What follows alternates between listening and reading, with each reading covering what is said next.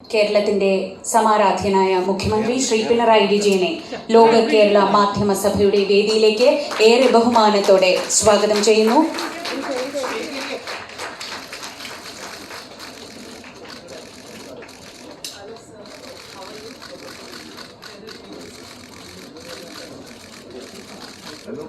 Kerala media academy ലോക കേരള സഭ ഇന്ന് മുഖ്യമന്ത്രി പിണറായി വിജയൻ ഉദ്ഘാടനം ചെയ്തു. അതോടെ തന്നെ മാധ്യമ പുരസ്കാരങ്ങൾ വിതരണം ചെയ്തു. നമ്മുടെ നാടിൻ്റെ എല്ലാ നന്മകളും ലോകത്താകെ വ്യാപിപ്പിക്കുന്നതിൽ എപ്പോഴും ശ്രദ്ധിക്കുന്നവരാണ് പ്രവാസികൾ. അത് തുറന്നും ഉണ്ടാകണം. നമ്മുടെ നാടിൻ്റെ വികസന കാര്യങ്ങൾ എപ്പോഴും അതീവ താല്പര്യം പ്രകടിപ്പിക്കുന്നവരാണ് പ്രവാസി സമൂഹം. കാരണം ലോകത്തിൻ്റെ വികസനം ഏതെല്ലാം തലങ്ങളിലെത്തിയിരിക്കുന്നുവെന്ന് കൃത്യമായി ഉൾക്കൊള്ളുന്നവരാണ് പ്രവാസികൾ. എൻ്റെ നാടും ഇങ്ങനെയെല്ലാം ആകണ്ടേ എന്ന് ചിന്തിക്കുന്നവരാണ് പ്രവാസികൾ. അതിന് ആവശ്യമായ എല്ലാ സംരംഭങ്ങൾക്കും എപ്പോഴും പിന്തുണ നൽകുന്നവരുമാണ് പ്രവാസികൾ. വിവിധ രാജ്യങ്ങളിൽ ചില ഘട്ടങ്ങളിൽ പ്രവാസി സമൂഹത്തെ അഭിസംബോധന ചെയ്യേണ്ടി വന്നപ്പോൾ അവർ പ്രകടിപ്പിച്ചിട്ടുള്ള വികാരം ഇതുതന്നെയാണ്. അപ്പോൾ ഞാൻ കൂടുതൽ ദുഃഖിപ്പിക്കുന്നില്ല. നിങ്ങൾ അതേ നില ഇനിയും തുടരണം. നാട് നവീകരിക്കപ്പെടുക എന്നത് ഏറ്റവും ഒഴിച്ചുകൂടാത്തതാണ്. നാം ലക്ഷ്യം വെക്കുന്നത് ലോകത്തിലെ വികസിത രാഷ്ട്രങ്ങളിൽ മധ്യവരുമാന രാഷ്ട്രങ്ങളിന് തുല്യമായി നമ്മുടെ നാടിനെ ഉയർത്തുക എന്നതാണ്. അതിനുള്ള ഒട്ടേറെ നടപടികൾ വിജ്ഞാന സമൂഹമടക്കം എന്ന നിലയിലേക്ക് നമ്മുടെ നാടിനെ മാറ്റി തീർക്കാനുള്ള ഒട്ടേറെ കാര്യങ്ങളാണ് ഇപ്പോൾ തുടക്കം കുറിച്ചിട്ടുള്ളത്. ഒരു നിശ്ചിത 1-2 വർഷം കൊണ്ട് ഇത് പൂർത്തീകരിക്കാൻ കഴിയുന്നില്ല. ദീർഘമായൊരു പദ്ധതി തന്നെ നമുക്ക് വേണ്ടതായിട്ടുണ്ട് എന്നാണ് കാണുന്നത്. 25 വർഷത്തെ എങ്കിലും കൃത്യമായ പ്രവർത്തന പദ്ധതി രൂപീകരിച്ചുകൊണ്ട് മുന്നോട്ട് പോവുക എന്നതാണ് ഇന്നത്തെ ഘട്ടത്തിൽ ആവശ്യം. അതുകൊണ്ട് നിങ്ങളെല്ലാം ഈ രീതിയിൽ കാണാൻ കഴിഞ്ഞതിൽ സന്തോഷം.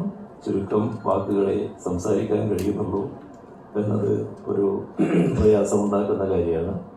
എങ്കിലും അതും നിങ്ങൾ സ്വാഗതം ചെയ്യുന്നതാണെന്നറിയാം. വലിയ പ്രസംഗങ്ങൾ വേണ്ട എന്ന് ചിന്തിക്കുന്നവരാണ് നിങ്ങൾ പലരും. ഏതായാലും ഒരാൾക്ക് കൂടി അവാർഡ് കൊടുക്കാനുള്ളത് കൊണ്ട് അവർക്ക് മനസ്സിലാകുന്ന ഭാഷയിൽ 2 വാചകം ഞാൻ അതിൻ്റെ കൂടെ ചേർത്തോട്ടെ. Let me take this opportunity to present the Media Person of India Award instituted by the Kerala Media Academy to Barkadat. For around 3 decades, she has been a face of fearless and relentless journalism in India. After leaving her indelible imprint in TV journalism, now she is making her mark as an online journalist.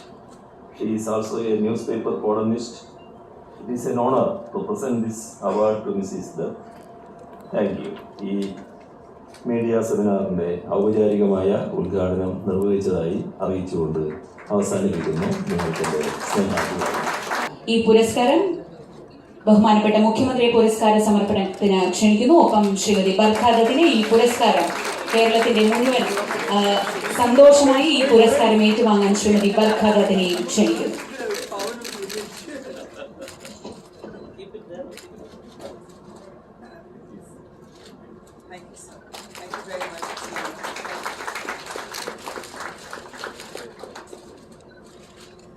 ഇതോടൊപ്പം തന്നെ കേരളത്തിന് പുറത്തും വിദേശ രാജ്യങ്ങളിലും പ്രവർത്തിക്കുന്ന പ്രമുഖ മലയാളി മാധ്യമ പ്രവർത്തകരുടെ ഒരു വലിയ കൂട്ടം തന്നെയുണ്ട് ഈ സദസ്സിൽ.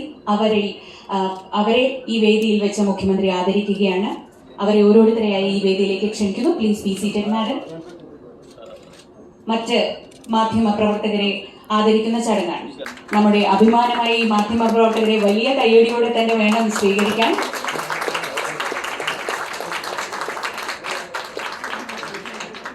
അടുത്തതായി Shri Isaac John Pattanipparambil, Khaleej ടൈംസിന്റെ managing എഡിറ്ററും middle ഈസ്റ്റിലെ പ്രമുഖ ഇന്ത്യൻ മാധ്യമ പ്രവർത്തകനുമാണ് അദ്ദേഹം. അദ്ദേഹത്തെ സാദരം വേദിയിലേക്ക് ക്ഷണിക്കുന്നു. ശ്രീ ഐസക് ജോൺ പട്ടാണിപ്പറമ്പിൽ.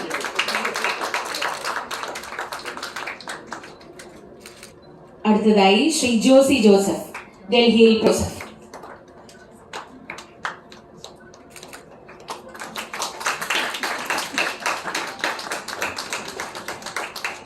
അടുത്തതായി ശ്രീ നവീൻ പി, വ്യാപം റിക്രൂട്ട്മെന്റ് അഴിമതി ഉൾപ്പെടെ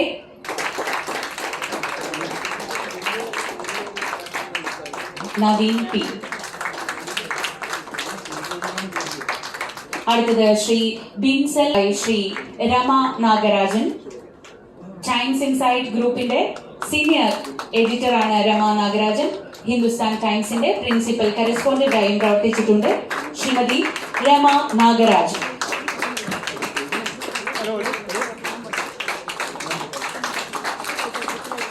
ശ്രീ PM നാരായണൻ, കഴിഞ്ഞ 4 നൂറ്റാണ്ടായി TV മാധ്യമ രംഗത്ത് ഡൽഹി ആസ്ഥാനമായി പ്രവർത്തിക്കുന്ന ആളാണ് ശ്രീ PM നാരായണൻ.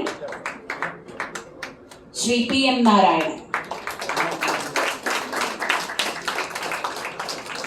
അടുത്തത് ശ്രീ അരുൺ റാം, ടൈംസ് ഓഫ് ഇന്ത്യയുടെ ചെന്നൈ റെസിഡന്റ് എഡിറ്ററാണ് ശ്രീ അരുൺ റാം.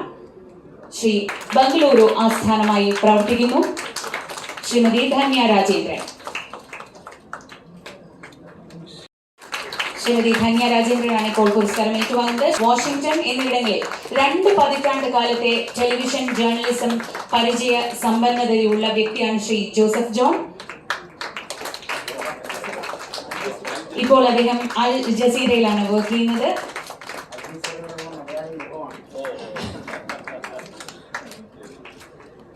അടുത്തത് ശ്രീ ജോമി തോമസ്, മലയാള മനോസിനെ ഏറെ ആദരവോടെ ക്ഷണിക്കും.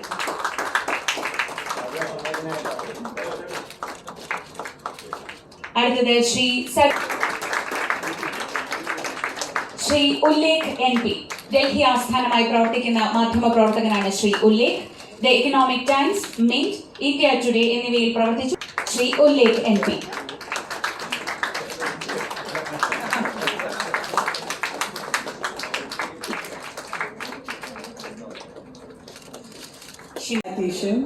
Thank you to the Honourable Chief Minister, to the Kerala Media Academy, to Mr. Babu, and I see so many leaders of our industry, Shashi among them on stage, and so many of my colleagues in the audience, and it's really lovely to actually be part of a moment where you can remember what journalism was all about.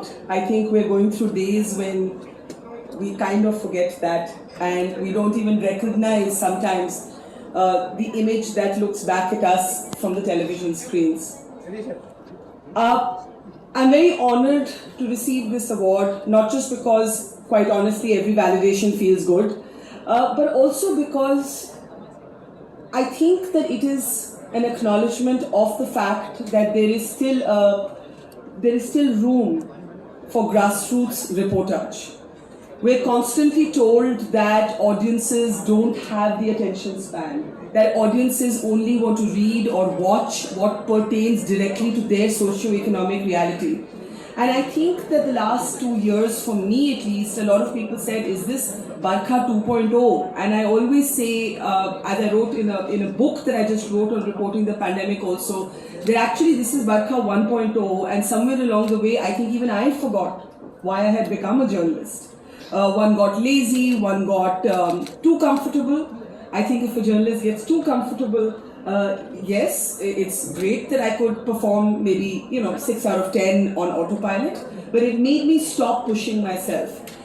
And I left television for many reasons. A disillusionment with the way the industry had taken shape was key among them, but also was a desire to stop being an employee and to own a little corner of the sky for myself. I think you can call it my midlife crisis, but as it's turned out, I feel freer, I feel more energetic than I had certainly felt in my last decade in television. I just want to make 2 points. One, that I think all of you would agree, and I don't just talk about myself here, that especially in the first year of the pandemic, when the national lockdown took place and an estimated 100 million of our poorest citizens were hit by the pandemic, and you had absurd claims made by those in power claiming that there were no migrant workers on the road. As I drove by road, and I had to do it by road because there was no public transport open at the time, as I drove by road from Delhi to Kerala, and it feels like yesterday that I was stopped at the border of Kerala and I had called the Chief Minister's office to say, please let me into Kerala. And that was the fight I would actually have at every state border because there was so much confusion. What really struck me at that time was, where was big media? Where were the big television channels with all of their money, their resources, their satellite vans? They were simply not there. The best reportage on the pandemic was done by independent media platforms and by regional press and by local reporters. I think this point needs to be underlined, that TV, and there'll always be honorable exceptions, but by and large TV, for reasons not known to me, completely missed the opportunity to shine in the first wave of the pandemic. The other point I want to make, and I think I would be failing in my duty if I were to not make that point, is, we all talk about how talking heads made television banal. One of the reasons I left is I love being a reporter more than anything else. And nobody believes me when I say I love being a reporter more than being an anchor. I would fight with my... Okay. What?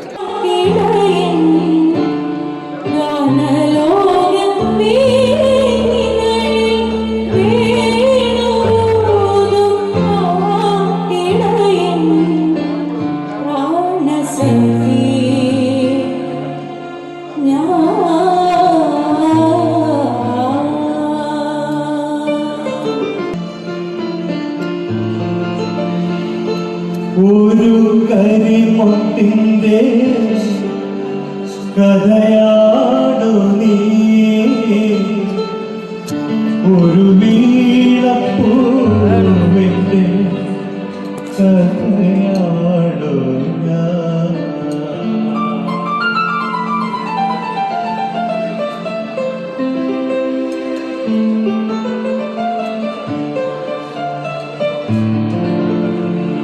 ഒരു കരിമുട്ടിൻ്റെ